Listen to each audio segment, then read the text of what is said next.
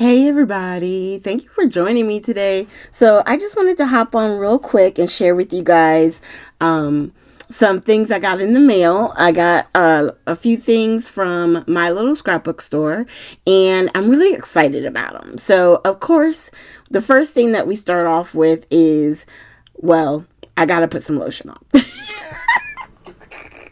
I'm so crazy. I was looking at my hands in the camera and I was like, oh my God, I'm ashy. Okay, so, take two.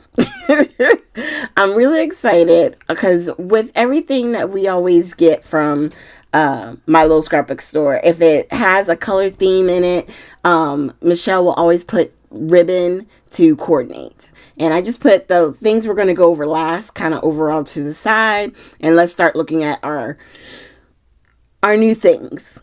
So this is like a stencil mask.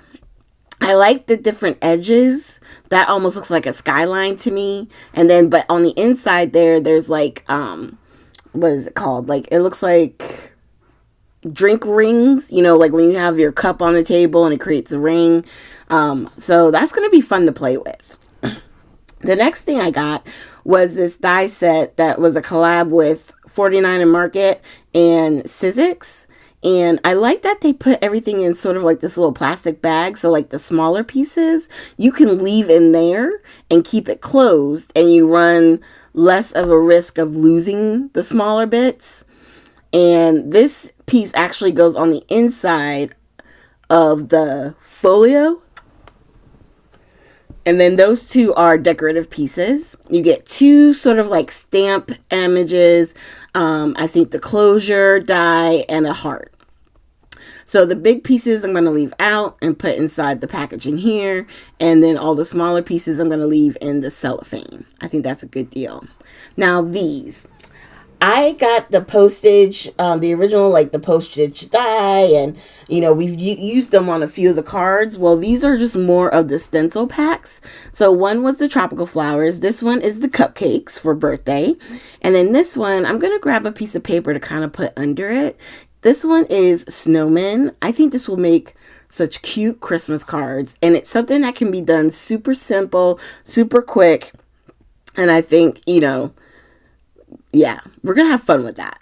Keep an eye out. I have an idea of some glitter paste and stenciling. It's going to be fun. Now, this one is a merry and a happy. These are dies that go with the stencils, which were actually on the inside, on the back side of the dies. I forgot they come with them, but you can actually do different colors with the merry and the same thing with the happy. And then you can cut the die cut. So you're going to create one long word, but the way they have the color, the letters, you do the first three and then you move the other set up and you can line it up and you'll get the other three colors. So you can make it all one color or you can make it like a rainbow of colors. So much fun. And then they have these other word dies that can go with it. So like Merry Christmas, Merry Everything, Merry and Bright, Merry Christmas to you. You can cut all these out. These are fun, and they're nice and small, so you can use your like mini die cuts. I think this is going to be fun to play with too. So keep an eye out. It's probably going to be on one of our Technique Tuesday videos. This one, the Sizzix die. Yeah, for sure. Because I want you guys to see those. And the new stencils that we got for that postage set that Waffle Flower has, we can put those on a couple of Technique Tuesdays too. And just play with the new ones. And then what I'm doing is I'm putting the words and the dies into the packaging as one. So this one is like hugs, hello. The only thing with this one, I was like, thanks, and then you, like, thanks you. Because a lot of those are like, miss you, love you, and then they have thanks with an S. They should have left the S off the thanks. But I guess you can just do thanks by itself. So I'm like, okay.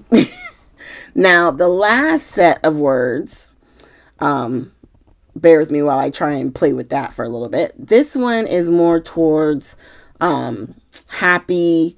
So they go with the happy sentiment, right? So these you would cut out and then you could combine it with the happy. So happy birthday, happy holidays, happy graduation. I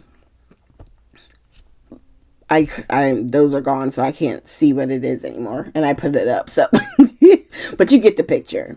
So I like this. I like the idea of when Waffle Flower does stuff like this. I love the packaging that they send their stuff in, because you can literally take it out of the cellophane and then put everything inside, and it's all together, and you don't have to worry about losing the dies because they're there with the stamps.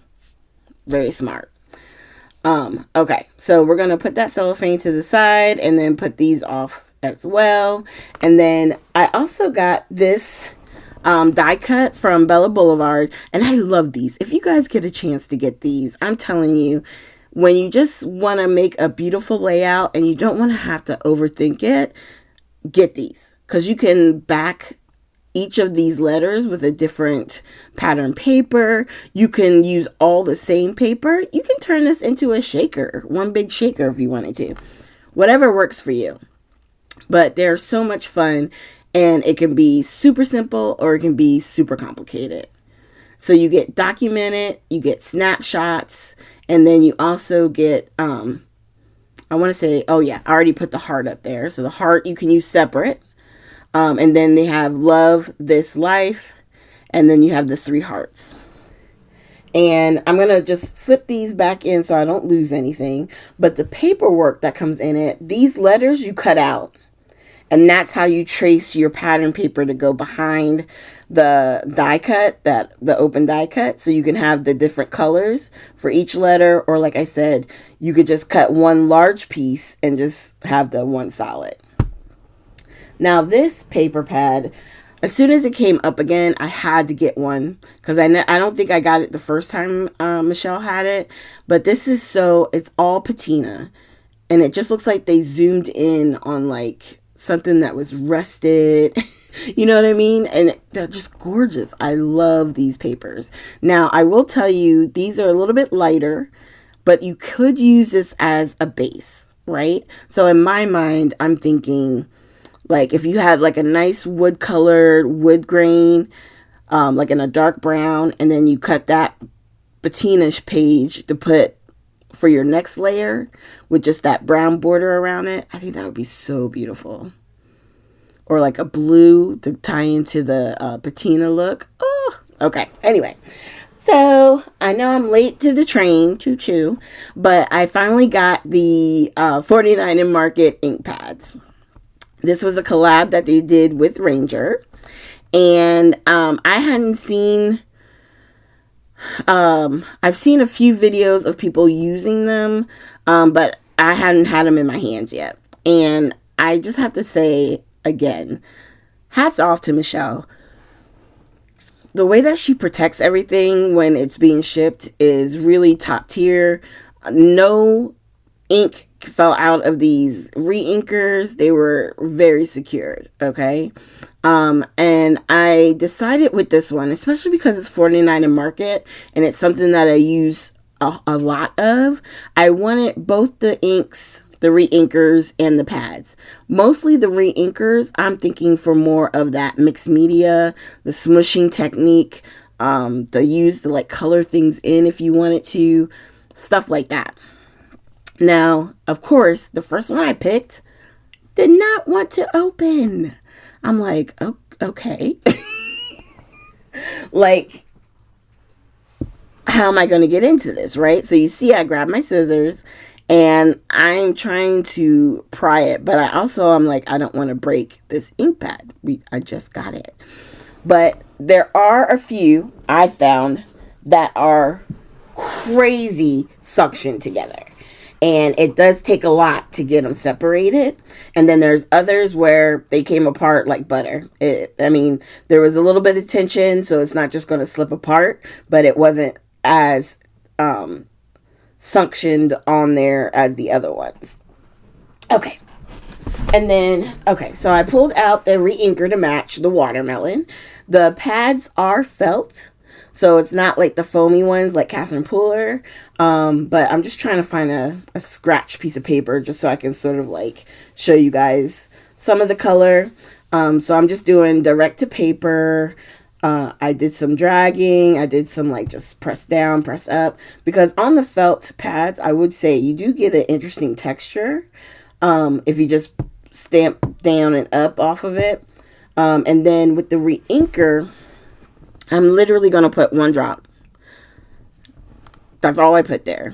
If you wanted to use these for like a watercolor technique, which is what I'm grabbing is a water brush, you can totally do that. If you go quicker to the paper after you've, stamped onto it, you can take the brush and move that color around. But I'm going to hold this up for you and you can see I just took a little bit of that color from the glass mat and colored it in. And then I forgot, with these brushes, I do need something a little bit harder to kind of tap, tap, tap on to get splatters.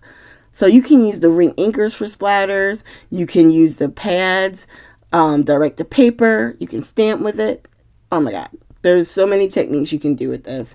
And using it with the collections that we already have from them, so much fun. I love that mint and the peachy color. Ooh, I can't wait to figure out how I'm going to swatch them all. So keep an eye out and I will see you guys with our next video. I hope you have a good weekend. And if you're around, come back on Sunday at 8 p.m. I have a live video and I would so love it if you guys would join me. All right, y'all. Have a great one.